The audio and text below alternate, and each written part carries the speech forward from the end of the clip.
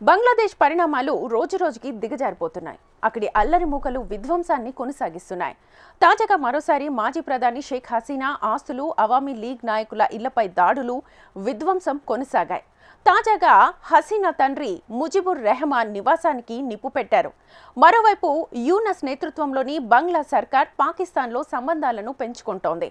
ఆ దేశంలో ఐఎస్ఐ కార్యకలాపాలు పెరగడం ఆందోళన కలిగిస్తోంది. ఈ పరిణామాలను భారత్ గమనిస్తోంది.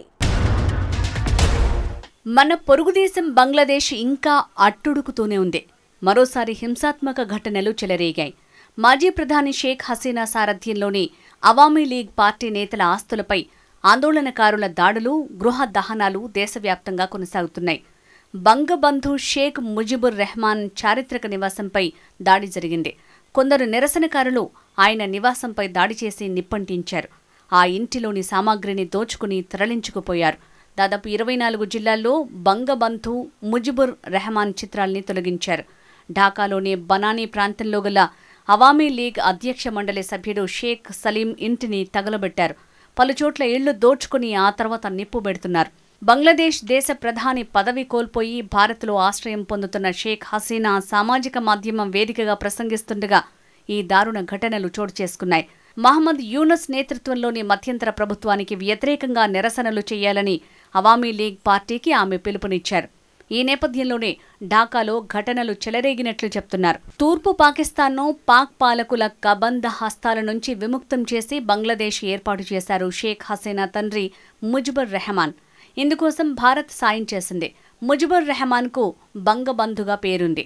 బంగ్లాదేశ్ మొదటి పాలకుడిగా ముజిబుర్ రెహమాన్ పగ్గాలు చేపట్టిన కొంతకాలానికి సైన్యం ఆ ఇంటిపై దాడి చేసి ఆయన్ని హతమార్చింది.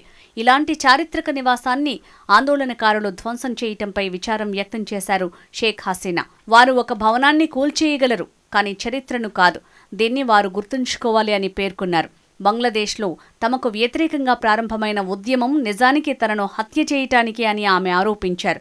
మహమ్మద్ యూనస్ ప్రభుత్వం తనను, తన సోదరిని సంపాలని ప్లాన్ చేసిందంటూ కామెంట్స్ చేశారు. తన ప్రసంగంలో హసీనా తన నివాసంపై జరిగిన దాడి గురించి పలు ప్రశ్నలు లేవనెత్తారు. తన ఇంటికి ఎందుకు నిప్పంటించారని అడిగారు. తాను బంగ్లాదేశ్ ప్రజల నుంచి న్యాయం కోరుతున్నానని, తాను నా దేశానికి ఏమీ చేయలేదా, మరి ఇంత అవమానం ఎందుకు అని ఆమె సోషల్ మీడియా ద్వారా నిలదీశారు. ఈ క్రమంలోనే మళ్లీ హింస చెలరేగినట్లు తెలుస్తోంది. అయితే ఈ ఇల్లు అధికారవాదం, ఫాసిజానికి చిహ్నమని ఆందోళనకారుల వాదన. షేక్ హసీనా వ్యాఖ్యలను తీవ్రంగా పరిగణించింది బంగ్లాదేశ్ ప్రభుత్వం. ఈ నేపథ్యంలోనే ఢాకాలోని భారత తాత్కాలిక హైకమిషనర్ని పిలిపించి హసీనా ప్రకటనలపై తమ నిరసనను తెలియజేసింది. అక్కడి నుంచి ఆమె చేస్తున్న తప్పుడు ప్రకటనల్ని నిరోధించాలని భారత్ను రాతపూర్వకంగా అభ్యర్థించింది. బంగ్లాదేశ్ తీరును భారత విదేశాంగ శాఖ తప్పుబట్టింది. షేక్ హసీనా వ్యాఖ్యలను భారత ప్రభుత్వానికి ఆపాదించడం సరికాదని విదేశాంగ అధికార ప్రతినిధి రణ్ధీర్ జైస్వాల్ పేర్కొన్నారు. ఆ దేశ హైకమిషనర్తో జరిపిన చర్చల్లో ఈ విషయాన్ని స్పష్టం చేస్తామన్నారు. బంగ్లాదేశ్తో సానుకూల, పరస్పర ప్రయోజనకరమైన సంబంధాలను భారత్ కోరుకుంటోంది. ఈ విషయాన్ని ఇటీవల ఉన్నత స్థాయి సమావేశాల్లో పలుమార్లు పునరుద్ఘాటించాం. అయితే ఆ దేశంలోని అంతర్గత పాలనా సమస్యలను గురించి అక్కడి అధికారులు చేసే ప్రకటనలు భారత్ను ప్రతికూలంగా చిత్రీకరించేలా ఉండటం గమనార్హం. బంగ్లా మాజీ ప్రధాని షేక్ హసీనా వ్యాఖ్యలు ఆమె వ్యక్తిగతమైనవి. ఇందులో భారత్ ఎలాంటి పాత్ర పోషించదు. ఆమె వ్యాఖ్యలను భారత ప్రభుత్వానికి ఆపాదిస్తే ఇరు దేశాల ద్వైపాక్షిక సంబంధాలు దెబ్బతింటాయి. దీన్ని బంగ్లా కోరుకోవటం లేదని విశ్వసిస్తున్నాం అని జైస్వాల్ తెలిపారు. ఈ మేరకు బంగ్లా తాత్కాలిక హైకమిషనర్కు సమన్లు జారీ చేసినట్లు ఆయన వెల్లడించారు.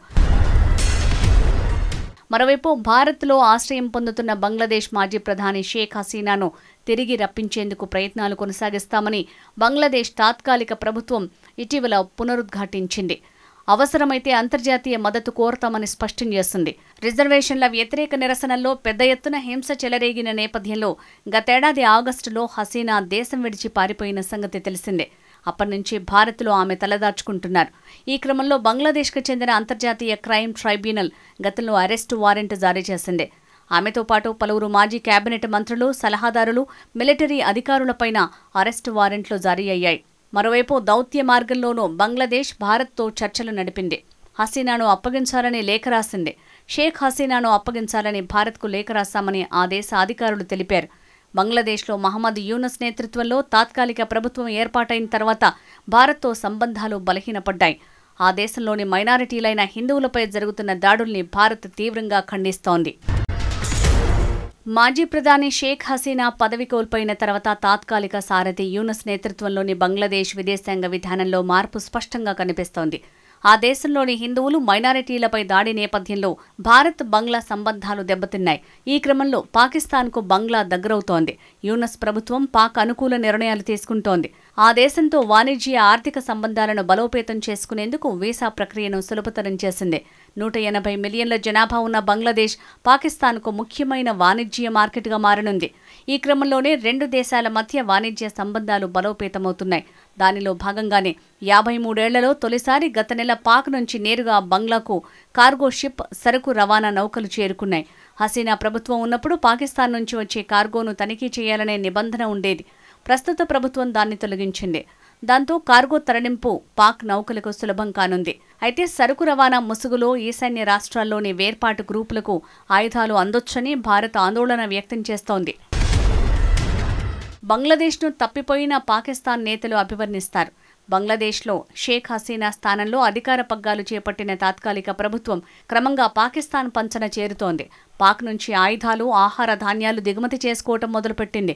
పాక్ నుంచి అబ్దాలీ స్వల్ప శ్రేణి క్షిపణులను, తుర్కీ నుంచి యుద్ధ ట్యాంకులను కొనుగోలు చేస్తున్నారు. అంతేగాక బంగ్లా దళాలకు పాక్ సైనిక శిక్షణ కూడా ఇవ్వాలని నిర్ణయించింది. పాక్ సైనిక గూఢచారి సంస్థ ఐఎస్ఐ బంగ్లాదేశ్లో క్రమంగా పాగా వేస్తోంది. ఆ దేశంలోని ఛాందసవాద శక్తులను భారత్ మీదకు ఎగదోసేందుకు సన్నాహాలు ఇప్పటికే మొదలయ్యాయని తెలుస్తోంది. కశ్మీరీ ఉగ్రవాదులను బంగ్లా మీదుగా భారత్లోకి ప్రవేశపెట్టే కుట్రకు పాల్పడుతోంది. బంగ్లాదేశ్, పాకిస్తాన్ సైన్యాల మధ్య సంబంధాలు బలపడటాన్ని న్యూఢిల్లీ నిశితంగా గమనిస్తోంది. బంగ్లాదేశ్లో పాక్ వేలు పెడితే రేపు చైనా కాలు పెడుతుంది. దీన్ని భారత్ తీవ్రంగా పరిగణిస్తుంది. ఇందుకు విరుగుడుగా భారత్ కూడా ఆట మొదలుపెట్టింది. ఇందులో భాగంగా ఆఫ్ఘనిస్తాన్లో తాలిబాన్ ప్రభుత్వంతో సంబంధాలు మెరుగుపరుచుకుంటోంది. కొన్ని వారాల క్రితం పాకిస్తాన్ సైన్యం ఆఫ్ఘనిస్తాన్ మీద దాడి చేసినప్పుడు భారత్ ఖండించింది. ఆఫ్ఘన్లో రహదారులు, ఆస్పత్రులు, పాఠశాలల నిర్మాణానికి భారత్ సహాయపడటం పాకిస్తాన్ పాలకులకు మింగుడు పడటం లేదు.